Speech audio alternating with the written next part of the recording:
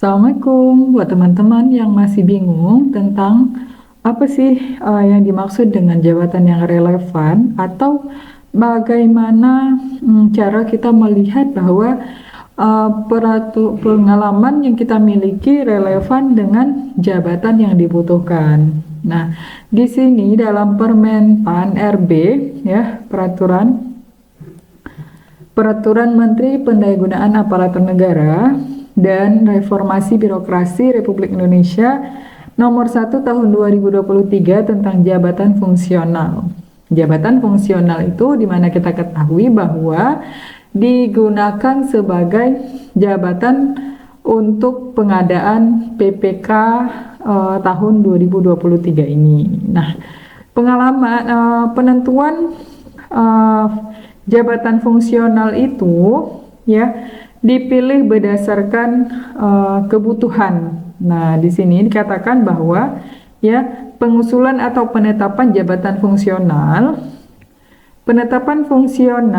dalam suatu unit organisasi instansi pemerintah dilakukan berdasarkan kesesuaian antara tugas dan fungsi unit organisasi dengan tugas jabatan fungsional.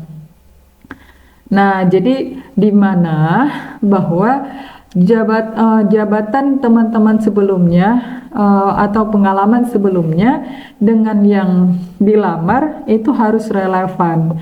Misalnya kita lihat bahwa di sini ada beberapa di dalam Permen-PAN ya, Peraturan Menteri Pendayagunaan Aparatur Negara dan Reformasi Birokrasi Republik Indonesia Nomor 656 Tahun 2023, di mana dikatakan bahwa misalkan ini tentang cuman instansi pemerintah di ruang lingkup instansi pemerintah pusat ya, maksudnya kementerian seperti itu contohnya ya yang mau saya tampilkan. Kalau misalnya untuk daerah juga ada peraturannya lain lagi gitu ya. Nah, misalkan di sini kita ngambilnya di penata kelola pemerintah, Kementerian Dalam Negeri.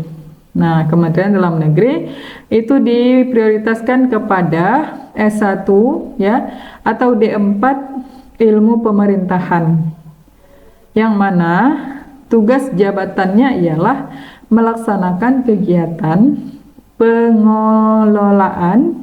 pengelolaan di bidang pemerintahan di lingkungan instansi pemerintah.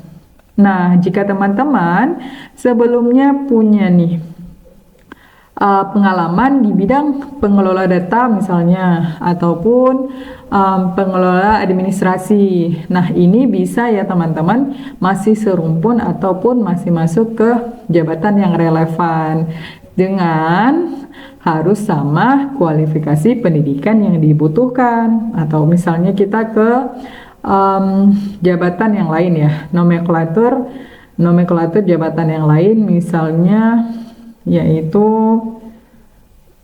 di kementerian apa ya, misalkan